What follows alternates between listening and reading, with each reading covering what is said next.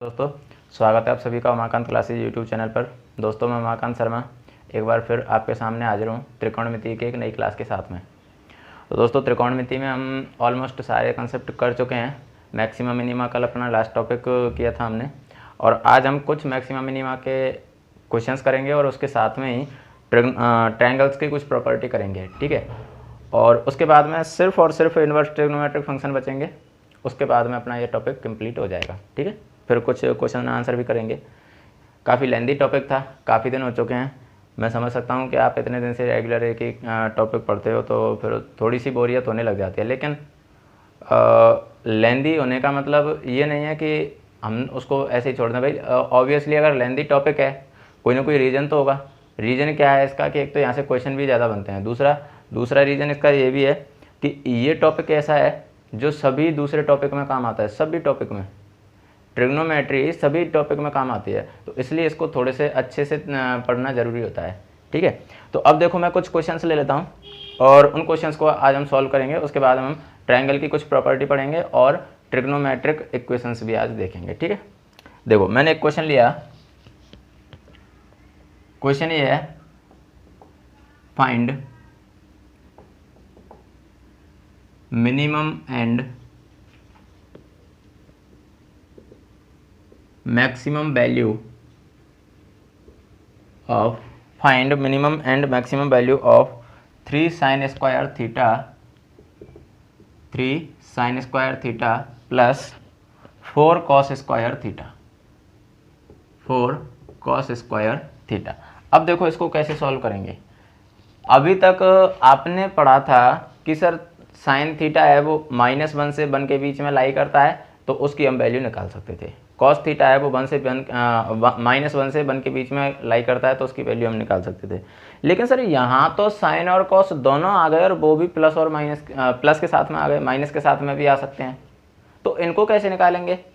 तो कोई दिक्कत नहीं है, घबराने वाली कोई भी बात नहीं है। भाई देखो, हम साइन का जानते हैं और कॉस का जानते हैं, इन दोनों का तो जानते हैं ना।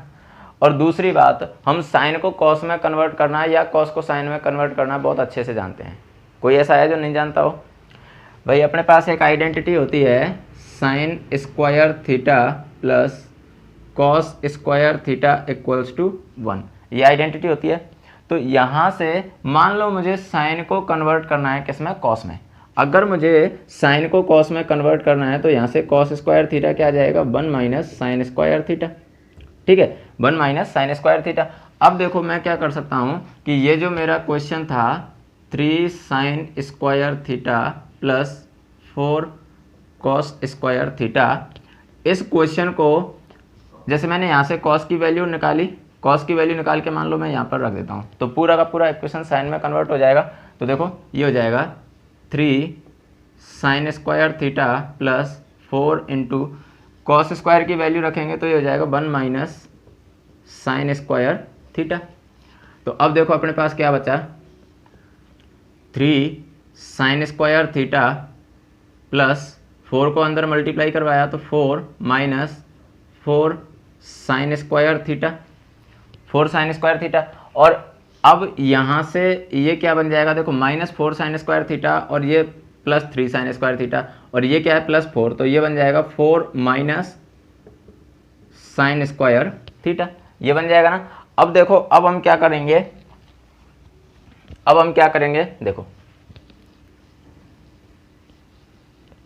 हम जानते हैं सर साइन स्क्वायर जो थीटा है ना, साइन स्क्वायर थीटा, ये इसकी मिनिमम वैल्यू और मैक्सिमम वैल्यू कितनी होती है ये तो मैं बता चुका हूँ। साइन स्क्वायर का तो मैं बता चुका हूँ, सभी को पता ही होगा कि ये जो वैल्यू होती है ना वो किस किस के बीच में होती है? 0 और 1 के बीच में होती है। मैंने इसको ग्राफ के थ्रू समझाया भी था कि इसका जो ग्राफ है साइन का वो ऐसे चलता है ना, साइन का ग्राफ ऐसे चलता है। लेकिन जब साइन का स्क्वायर होगा तो ये नीचे वाली जो इमेज है वो भी तो ऊपर पहुंच जाएगी, क्योंकि ये नीचे वाली जो इमेज है वो कैसी है? वो नेगेटिव है ना, तो नेगेटिव है, स्क्वायर की वजह से वो ऊपर पहुंचेगी, तो फिर इसका ग्राफ कुछ ऐसा आ जाएगा, बताया था ना मैंने। तो ऐसे करके ये 0 से और 1 के बीच में लाई करता है, ठीक है। उसके बाद में देखो, माइनस का साइन है तो माइनस का साइन लगाओ, तो माइनस का जीरो से मल्टीप्लाई करवाएंगे तो जीरो ही आएगा, कोई फर्क नहीं पड़ेगा। लेकिन माइनस से जब मल्टीप्लाई करवाते हैं तो ये जो साइन है वो चेंज हो जाते हैं, ये वाले जो साइन है वो चेंज हो जाते हैं। तो ये जब चेंज हो जाएंगे तो देखो ये कैसे हो जाएगा, ये लेस देन था वो ग्रेटर देन में कन्वर्ट हो गया, माइनस साइन स्क्वायर थीटा, और ये ग्रेटर देन में कन्वर्ट हो जाएगा, और माइनस से मल्टीप्लाई किया तो -1। ठीक है, अब क्या करना है, अब मुझे 4 ऐड कर देना है, जो क्वेश्चन में बोला है उसी के अकॉर्डिंग चलो 4 ऐड कर देना है। तो देखो 4 + 0 ग्रेटर देन और equals to 4 minus sine square theta greater than और इक्वल्स टू 4 - 1। तो 4 + 0 कितना आया, 4 greater than 4 minus sine square theta greater than equals to 4 - 1 यानी 3। यहाँ से अपनी मिनिमा और मैक्सिमा हमें मिल गई। कैसे मिल गई, देखो 4 माइनस साइन स्क्वायर थीटा है वो किससे बड़ा या उसके बराबर है, 3 से। 3 से बड़ा या उसके बराबर है, इसका मतलब है कि इसकी जो मिनिमम वैल्यू है वो कितनी है, 3। और 4 या 4 या तो 4 के बराबर है या 4 से छोटा है, इसका मतलब है कि इसकी मैक्सिमम वैल्यू कितनी हो गई, सर इसकी मैक्सिमम वैल्यू हो गई 4। तो ये इसके मिनिमा और मैक्सिमा आ चुके हैं। ठीक है, ये इसके मिनिमा और मैक्सिमा आ चुके हैं। अब ऐसे ही अगर मान लो कि जैसे हमने कॉस स्क्वायर को कन्वर्ट किस में किया था, साइन में। मान लो हम कॉस को नहीं करते, साइन को करते, साइन को कॉस में कन्वर्ट करते, तब भी कोई प्रॉब्लम नहीं थी। जैसे देखो 3 sign square theta plus 4 cos square theta, ये था। जैसे हमने कॉस को साइन में कन्वर्ट किया था, साइन को भी तो कॉस में कर सकते हैं ना। तो इसकी जगह साइन स्क्वायर की जगह मैं क्या लिख सकता हूँ, 1 माइनस कॉस स्क्वायर थीटा, ये लिख दिया, प्लस 4 कॉस स्क्वायर थीटा। अब 3 का अंदर मल्टीप्लाई करवाओ तो 3 minus 3 cos square theta plus 4 cos square theta. अब ये क्या बचा, 3 और ये 4 कॉस स्क्वायर थीटा, ये माइनस 3 कॉस स्क्वायर थीटा, तो क्या बचेगा, प्लस कॉस स्क्वायर थीटा। तो अब देखो 3 प्लस कॉस स्क्वायर थीटा, और हमें पता है कि कॉस स्क्वायर थीटा जो है ना वो किस किस के बीच में लाई होता है, सर 0 और 1 के बीच में लाई होता है।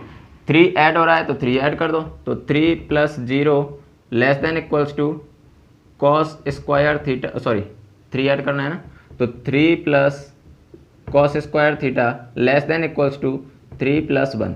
तो अब देखो 3 + 0 कितना हुआ, 3 less than equals to 3 plus cos square theta less than equals to 4। ये लो, अब भी मिनिमा मैक्सिमा कितने आए, 3 और 4 ही आए ना, मिनिमा 3 और मैक्सिमा 4, देख सकते हो।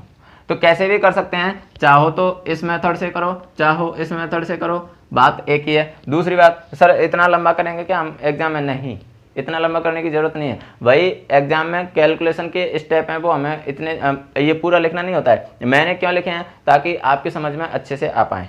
ठीक है, इसलिए लिखा है मैंने, तो आपको लिखने की ज़रूरत नहीं है वहाँ पर। जैसे देखो 3, ये क्वेश्चन हो गया, ठीक है, ये क्वेश्चन हो गया। अब ये स्टेप लिखने की ज़रूरत कहाँ है भाई, दिमाग लगाओ यहाँ पर। 1 माइनस साइन स्क्वायर है तो 3 को अंदर मल्टीप्लाई करवाया sir, 3 minus 3 cos square theta. तो ऐसे करके आपको स्टेप वहाँ पर कम करने होते हैं। मुझे समझाना है इसलिए मैंने सारे स्टेप लिखे हैं। ठीक है, चलिए अगले क्वेश्चन की बात करते हैं।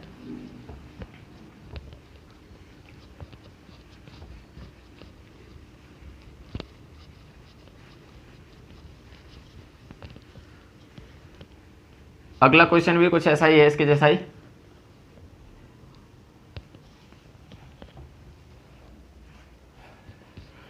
Find minimum and maximum value of 3 + 5 sine square theta 5 sine square theta -6 cos square theta. इसकी हमें मिनिमम और मैक्सिमम वैल्यू निकालनी है। अब देखो कैसे निकालेंगे, 3 + 5 sine square theta -6 cos square theta. अब इसमें भी सेम, या तो कॉस को साइन में कन्वर्ट कर लो या साइन को कॉस में कन्वर्ट कर लो। अब देखो अगर मैं मान लो साइन को कॉस में कन्वर्ट करता हूँ, साइन को कॉस में कन्वर्ट करता हूँ, तब वो माइनस वाला रहेगा कि माइनस से मल्टीप्लाई करवाना है, उसके वो साइन चेंज होंगे जैसे हमने उसमें अभी किया था। ठीक है, तो मेरा एक सजेशन है कि माइनस की बजाय प्लस से करो, ज़्यादा बेटर है, क्योंकि उसमें फिर वो साइन वगैरह चेंज करने होते हैं ना, तो उसमें किसी किसी बच्चे को दिक्कत आ सकती है, सभी को नहीं, किसी किसी को दिक्कत आ सकती है। तो इसलिए बाकी चाहो तो कैसे भी कर सकते हो। अब देखो मान लो कि मैं इसमें कन्वर्ट कर देता हूँ कॉस को, ठीक है। तो मैंने इसको क्या लिख दिया, 3 + 5 sine square theta minus 6 into cos square की जगह मैंने लिख दिया 1 माइनस साइन स्क्वायर थीटा। तो अब ये क्या हो गया sir, 3 + 5 sine square theta minus 6 का अंदर मल्टीप्लाई करवाएंगे तो -6 minus into minus plus 6 into sine square theta, तो ये हो जाएगा 6 साइन स्क्वायर थीटा। तो अब देखो अब क्या बचा अपने पास, -6 और प्लस के 3 तो कितने बचेंगे, -3। 5 sine square theta plus 6 sign square theta कितने हो गए, 11 साइन स्क्वायर थीटा। ये अपने पास एक इक्वेशन के रूप में आ चुका है जिसमें केवल और केवल साइन है, और हमें साइन के बारे में पता है, साइन के बारे में हमें पता है कि इसकी वैल्यू -1 से 1 के बीच में होती है। तो अब देखो साइन की वैल्यू तो -1 से 1 के बीच में होती है, लेकिन यहाँ तो क्या है, स्क्वायर है ना, तो अब -1 से 1 के बीच में नहीं होगी, साइन स्क्वायर की वैल्यू किसके बीच में होती है, 0 और 1 के बीच में होती है, ठीक है। अब आगे क्या है, देखो मैंने क्या बोला कि इधर से सारे हाइड कर दो, सारे हाइड कर दो। देखो मैंने सारी चीज़ हाइड कर दी। सबसे पहले अपने पास क्या देखा, साइन स्क्वायर, तो मैंने साइन स्क्वायर की वैल्यू रख दी। अब मेरे पास क्या है 11, तो 11 से मल्टीप्लाई करवा दो, फिर क्या आएगा प्लस ऑफ -3, ठीक है, प्लस ऑफ -3, तो फिर बाद में हम -3 इसमें ऐड कर देंगे, ठीक है। तो अभी मुझे क्या करना है सर, अभी तो मुझे 11 से मल्टीप्लाई करवाना है। कहने का मतलब ये है कि ये जो बीच वाली टर्म है ना, उसको ये जो हमारा क्वेश्चन है वो बना दो, बीच वाली टर्म को जो हमारा क्वेश्चन है वो बना दो। तो देखो ये हो जाएगा 11 से जब मल्टीप्लाई करवाएंगे तो 11 इंटू 0 किया तो कितना आ जाएगा, 11 into 0 less than equals to 11 sine square theta less than equals to 11 into 1। 11 into 0 यानी 0 less than equals to 11 sine square theta less than equals to 11। अब देखो यहाँ तक हम पहुँच चुके हैं, यहाँ तक पहुँच चुके हैं। अभी हमें क्या करना है कि इन सभी में -3 को ऐड करना है। तो -3 ऐड करेंगे तो क्या आ जाएगा, -3 + 0 less than equals to -3 + 11 sine square theta less than equals to -3 + 11। तो अब देखो ये तो क्या आया, -3 less than equals to -3 + 11 sine square theta less than equals to 8। 11 - 3 तो कितना आ गया, 8। इसलिए इसकी मिनिमम जो वैल्यू थी वो मिनिमम वैल्यू कितनी आ चुकी है, -3, और इसकी मैक्सिमम वैल्यू कितनी आ चुकी है, 8। ये इसके मिनिमा और मैक्सिमा हो गए। तो ऐसे करके हम मिनिमा और मैक्सिमा को निकालते हैं। उम्मीद कर रहा हूँ कि अब मिनिमा मैक्सिमा में किसी को कोई प्रॉब्लम नहीं होगी। आए समझ, अब तो ये बहुत आसानी से आप लोग कर सकते हो। तो चलिए हम आगे बढ़ते हैं अगले कंसेप्ट की ओर। एक छोटा सा इंट्रोडक्शन मैं दे देता हूँ ट्रिग्नोमेट्रिक इक्वेशंस का। ट्रिग्नोमेट्रिक इक्वेशन वैसे कोई अलग चीज़ नहीं है, जो अभी तक हमने पढ़ा है वही है, लेकिन क्योंकि नाम अलग आ गया तो फिर मैंने सोचा कि अगर मैं इसके बारे में ना बताऊं तो फिर हो सकता है कोई नाम की वजह से कंफ्यूज हो जाए।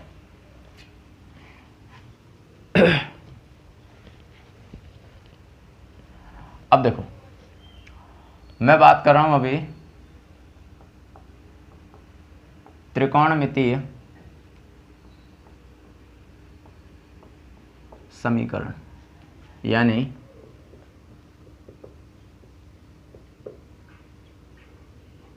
ट्रिग्नोमेट्रिक इक्वेशन, ठीक है। ट्रिग्नोमेट्रिक इक्वेशन, त्रिकोणमितीय समीकरण क्या होते हैं। तो देखो त्रिकोणमितीय समीकरण की बात तो हम बाद में करेंगे, पहले तो हम बात ये करते हैं कि समीकरण क्या होते हैं। तो समीकरण के बारे में आपने अलजेब्रा में पढ़ा होगा, मैं एक हल्का सा इंट्रोडक्शन देता हूँ समीकरण का। समीकरण क्या होते हैं, जिसमें चर और अचर दोनों हों, चर और अचर दोनों हों, इक्वल का साइन लगाओ और आगे कोई नंबर लिखाओ, वो एक समीकरण को पहचानने का तरीका होता है। जैसे मान लो मैंने लिख दिया x की पावर 4 + 5x² + 3, ये मैंने लिख दिया। क्या ये समीकरण है? तो अभी तो ये समीकरण नहीं है। क्यों नहीं है? अभी ये क्या है सर, अभी तो ये बहुपद है, बहुपद है। क्यों, कैसे पता लगा सर? इसमें वेरिएबल भी है, देखो x है, x की पावर 4 है, x² है, वेरिएबल भी है, और उसके साथ में कांस्टेंट भी है, इसमें 3 कांस्टेंट भी है, 5 कांस्टेंट नहीं है, ये ध्यान रखना। ये तो क्या है, कोफिशिएंट है, ये क्या है, ये कॉफिशिएंट है, कांस्टेंट नहीं है। कांस्टेंट क्या होता है, कॉफिशिएंट क्या होता है, वेरिएबल क्या होता है, एक और समझ लो। वेरिएबल का मतलब ये होता है जिसकी वैल्यू चेंज हो जाए, जिसकी वैल्यू चेंज होती रहे वो क्या होगा, वेरिएबल होगा। जैसे मान लो अगर मैं इसकी बात करूं, इस पॉलिनोमियल की बात करूं, तो यहाँ से x की कितनी वैल्यू आएंगी, यहाँ से x की 4 वैल्यू आएंगी। कैसे पता चला, ये सारी चीज़ें हम अलजेब्रा में पढ़ेंगे, जब अलजेब्रा पढ़ेंगे तब, कि जितनी उसकी हाईएस्ट पावर होती है ना वेरिएबल की, उतने ही उसके सॉल्यूशन आते हैं, उतने ही उसके सॉल्यूशन आते हैं। तो यहाँ पर हाईएस्ट पावर 4 है, इसलिए इसके सॉल्यूशन कितने आएंगे, 4 आएंगे, ठीक है। और जिसकी वैल्यू चेंज ना हो सके वो क्या होगा, वो होगा कांस्टेंट। तो अब देखो यहाँ पर कितना है, 3 है, 3 की वैल्यू तो चेंज नहीं होगी ना, 3 की वैल्यू तो कभी चेंज नहीं हो सकती, 3 तो हमेशा 3 ही रहेगा। तो इसलिए ये क्या हो जाएगा, कांस्टेंट हो जाएगा, 3 क्या हो जाएगा, कांस्टेंट हो जाएगा। उसके बाद में एक्स स्क्वायर या एक्स की पावर 4 या जो भी वेरिएबल हो, उस वेरिएबल के साथ में कोई गुणांक लगाओ, कॉफिशिएंट को हिंदी में गुणांक बोलते हैं। कोई भी गुणांक लगाओ, कोई भी संख्या लगी हो, वो क्या होगा, वो कॉफिशिएंट कहलाता है। तो तीनों चीज क्लियर है कि वेरिएबल क्या होता है, कांस्टेंट क्या होता है, कॉफिशिएंट क्या होता है, तीनों चीज क्लियर है, ठीक है। अब देखो, जब अभी तक तो ये क्या हुआ, बहुपद हुआ, पॉलिनोमियल हुआ, ठीक है, ये क्या है, अभी तक तो पॉलिनोमियल है, अभी ये इक्वेशन नहीं है। अब ऐसा क्या चेंज किया जाता है कि ये इक्वेशन बन जाए, इसको इक्वल लगा के कुछ भी लिख दो, कोई भी नंबर लिख दो, इक्वल लगा के, मान लो मैंने ये 0 लिख दिया, मान लो मैं इसको 10 लिख देता, जो भी है कोई भी नंबर लिख दो, मतलब जहाँ पर LHS RHS दोनों हो जाएं, तो वो क्या होगा, वो समीकरण कहलाएगा। समझ में आया, वो समीकरण कहलाएगा। देखो 3 चीजें होती हैं, बहुपद, समीकरण और असमीका, 3 चीजें होती हैं। देखो जैसे अगर मैंने कहा x + 5 ऑलवेज ग्रेटर देन और इक्वल्स टू 7, अगर मैंने ये कह दिया, तो यहाँ पर ग्रेटर देन या लेस देन या ग्रेटर देन इक्वल्स टू और लेस देन इक्वल्स टू अगर लगाओ, वो क्या कहलाएगा, असमीका कहलाएगी। असमीका यानी इनइक्वलिटीज, ठीक है, असमीका। अगर मैंने केवल ये लिख के छोड़ दिया x + 5, अब ये क्या है, बहुपद, या कह सकता हूं पॉलिनोमियल। अगर मैंने लिख दिया x + 5 = 7, अब ये क्या हो गया, समीकरण यानी इक्वेशन, ठीक है। ये तीनों में डिफरेंस होता है। अब हम बात कर रहे हैं त्रिकोणमितीय समीकरण की, तो ट्रिग्नोमेट्रिक इक्वेशंस क्या होते हैं, वो चीज़ देखो।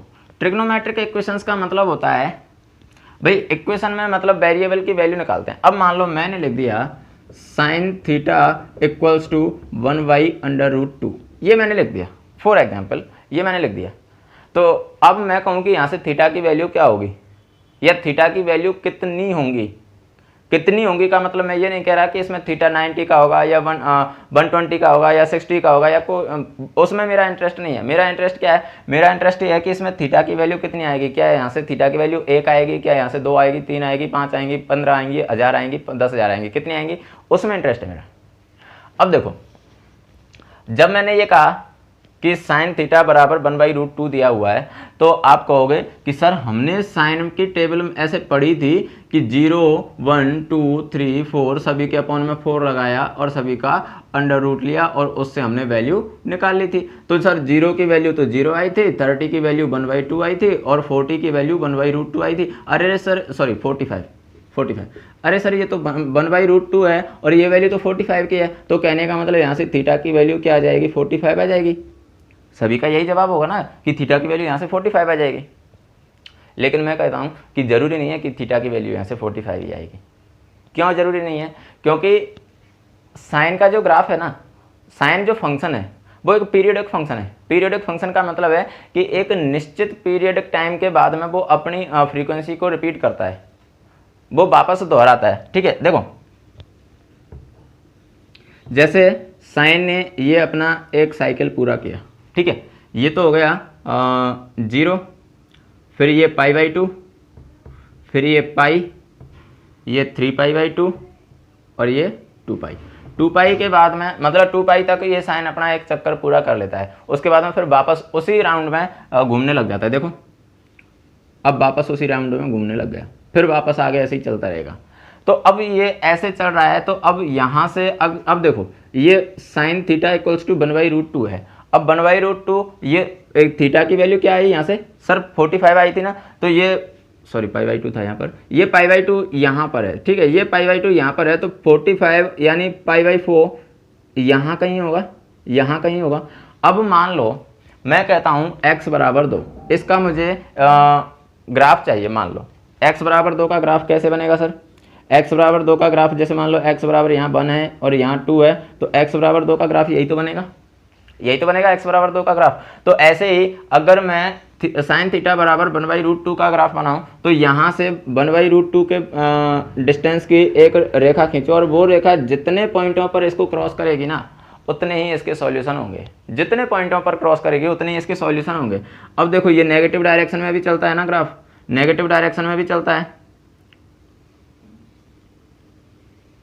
ऐसे ये नेगेटिव डायरेक्शन में भी चलेगा। तो अब देखो ये कितने पॉइंटों पर काट रहा है। अब भाई आगे भी ये ग्राफ कंटिन्यू चलता जाएगा, पीछे भी ये ग्राफ कंटिन्यू चलता जाएगा, और जैसे जैसे ग्राफ कंटिन्यू चलता जाएगा उतने ही पॉइंटों पर ये इसको इंटरसेक्ट करती जाएगी ये लाइन।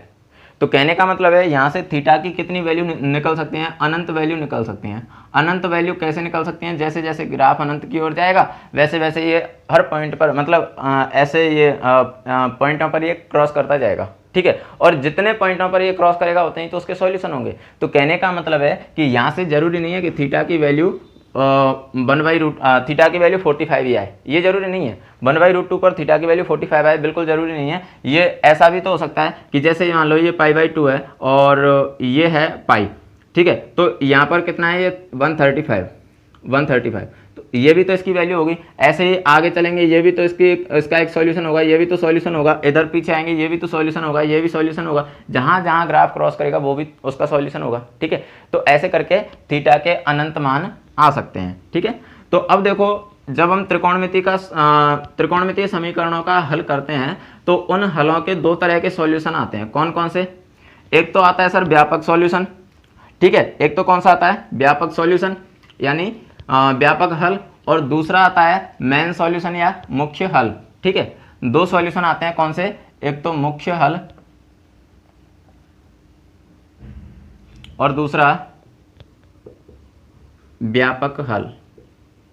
इंग्लिश में अगर बोलना चाहूं तो मेन सॉल्यूशन और जनरल सॉल्यूशन। अब देखो इन दोनों में फर्क क्या है, जो भी हल 0 से 2π के बीच में आएगा, जो भी सॉल्यूशन 0 से 2π के बीच में आएगा वो तो क्या होगा, उसका मुख्य हल कहलाएगा। और उसके बाद में जितने बाकी के सारे सॉल्यूशन आएंगे ना वो कहाँ जाएंगे, व्यापक हल में जाएंगे। जैसे अभी मैं 1/√2 की बात कर रहा था साइन थीटा के लिए, ठीक है, 1/√2। तो अब देखो जैसे ही मैंने साइन का ये जो ग्राफ बनाया ना, इस ग्राफ में ये 0, ये π/2, ये पाई, ये 3π/2 और ये 2π। तो अब इस बीच में ये जो √2 की जो लाइन थी 1/√2 की जो लाइन थी, इसमें ये जो दो सॉल्यूशन होंगे ना, ये दो सॉल्यूशन, ये दोनों तो कौन से होंगे, ये दोनों तो कौन से कहलाएंगे, ये दोनों कहलाएंगे मुख्य हल। मुख्य हल, ये दोनों सॉल्यूशन कौन से हो जाएंगे, मेन सॉल्यूशन हो जाएंगे, ठीक है। इसके बाद में जैसे ही ये ग्राफ आगे और जाएगा, आगे जितना जाता जाएगा उतना ही इसके सॉल्यूशन आते जाएंगे। तो बाकी ये जो बचे हुए सारे के सारे सॉल्यूशन हैं, ऐसे ही इधर भी बचे हुए सारे के सारे सॉल्यूशन वो क्या कहलाएंगे, इसके जनरल सॉल्यूशन कहलाएंगे।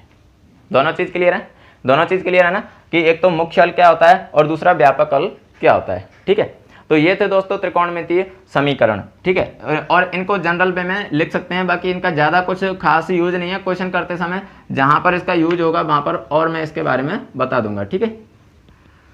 तो चलिए दोस्तों आज की क्लास को यहीं विराम देते हैं। वैसे मैं चाह रहा था कि आज ट्रायंगल के जो प्रॉपर्टीज हैं उनको भी बता दूं, साइन कोसाइन नियम वगैरह जो हैं उनको बता दूं, लेकिन अभी टाइम इसकी इजाज़त दे नहीं रहा है। तो आज की क्लास को तो यहीं विराम देते हैं। कल हम त्रिभुज के बारे में भी पढ़ेंगे और साथ के साथ में कल हम इनवर्स ट्रिग्नोमेट्रिक फंक्शन भी पढ़ेंगे, ठीक है। तो दोस्तों यहाँ से अगर आपको यूनिक चीज़ मिल रही है तो दोस्तों में ज़रूर शेयर करें, और अगर चैनल पर नए हो तो चैनल को सब्सक्राइब करें, और चैनल को प्यार देने के लिए धन्यवाद। Thanks a lot for watching our videos.